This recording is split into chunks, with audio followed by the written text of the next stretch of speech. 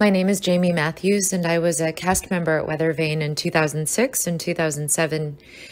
Matthew was not only my director, but also, and more importantly to me, he was my best friend for over a decade. One of Matthew's greatest gifts was his ability to shine his light on you, to see something about yourself that you couldn't, and to bring that part out of you to shine, not only for others to see, but even better so that you could see it and then start to believe in yourself too.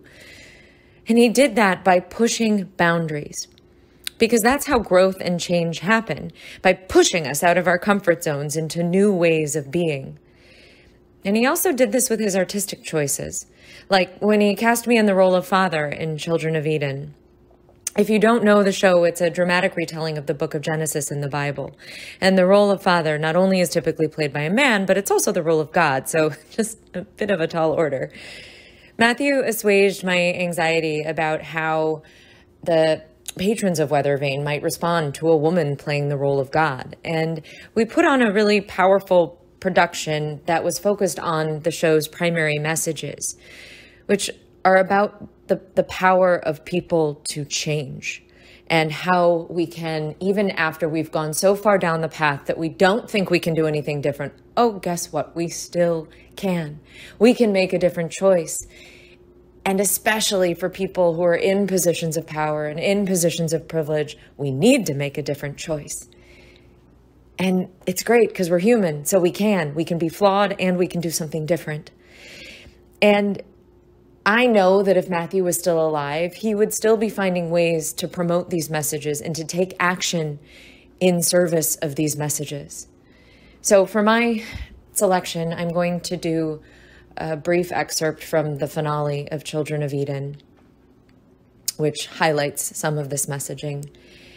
And I've chosen to pair it with some photographs about the imperative responses to horrendous racism, brutality, injustice, and the need for change. There is no journey gone so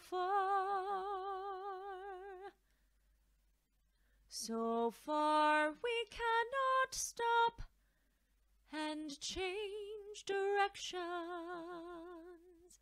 No doom is written in the stars, it's in our hands. We cannot know what will occur. Just make our journey worth the taking, and pray we're wiser than we were in the beginning.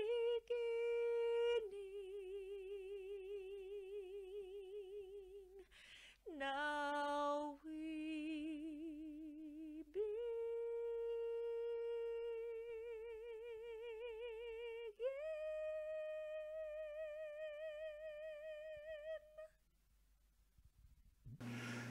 In 2010, we were rehearsing for the 20th Century Flyer.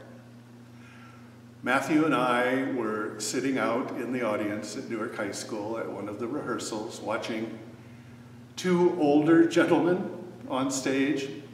You know, the kind that theater is literally in their blood and they weren't going to give it up until their dying breath. And Matthew was yelling at them, "Learn your lines. Learn your block. How many times have I told you where you're supposed to?" Many times. It was getting quite frustrating for everybody concerned. And I just turned to Matthew and I said, promise me that you will never let me get like that.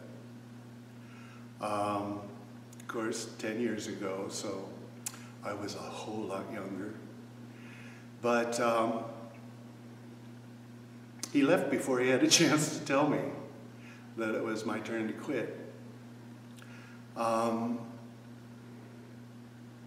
In the past, I'd say 3 or 4 months, I have had several dreams at night where I'm working with some theater group.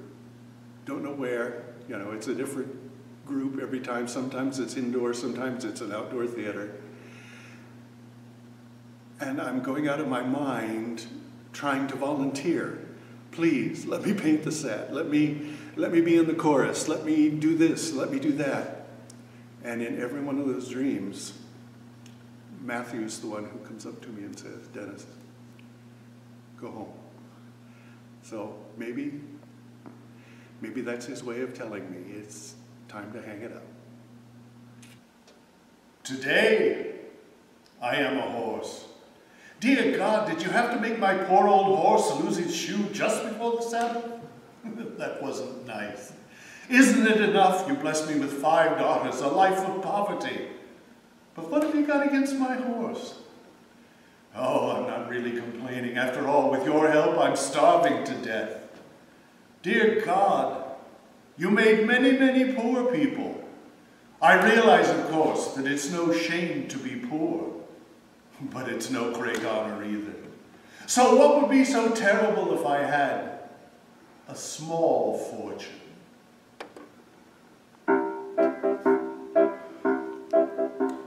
If I were a rich man, idle-diddle-diddle-diddle-diddle-dum, all day long I'd biddy-biddy-bum. If I were a wealthy man, I wouldn't have to work hard. Idle-diddle-diddle-diddle-diddle-diddle-dum. If I were a bitty-bitty rich, idle-diddle-diddle-diddle man, I'd build a big tall house with the rooms by the dozen, right in the middle of the town. A fine tin roof with the real wooden floors below. There would be one long staircase just going up, and one even longer coming down, and one more leading nowhere just for show. I'd fill my yard with chicks and turkeys and geese and ducks for the town to see and hear, squawking just as noisily as they can, and each loud ba-kak, ba-kak, ba-kak, ba-kak will land like a trumpet on the ear, as if to say, here lives a wealthy man.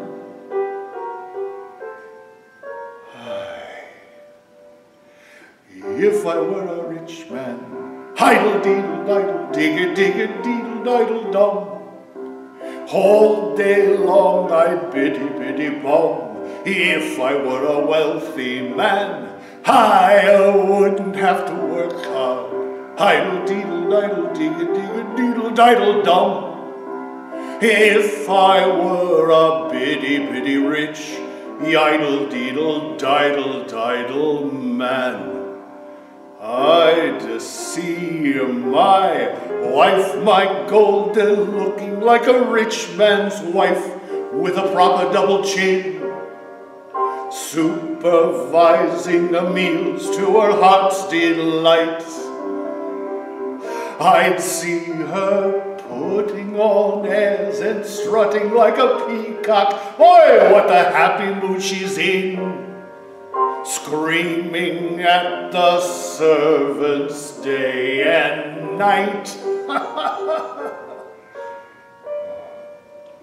The most important men in town will come to fawn on me.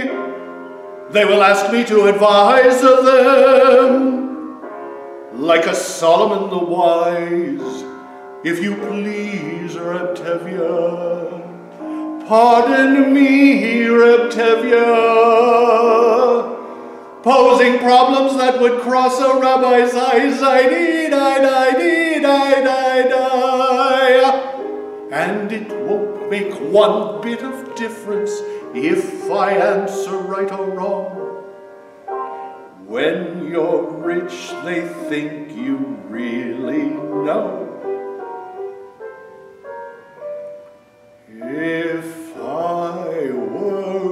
rich, I'd have the time that I lack to sit in the synagogue and pray, and maybe have a seat by the eastern wall.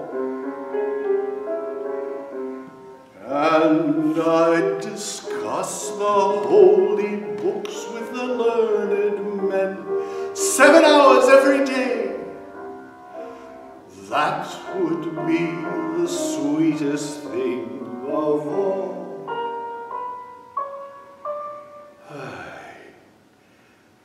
If I were a rich man, I'd diddle-diddle-diddle-dom. All day long I'd biddy-biddy-bom. If I were a wealthy man, I wouldn't have to work hard. Idle-diddle-diddle-diddle-diddle-dum. Lord, who made the lion and the lamb, you decreed I should be what I am. Would it spoil some vast eternal plan if I were a wealthy man?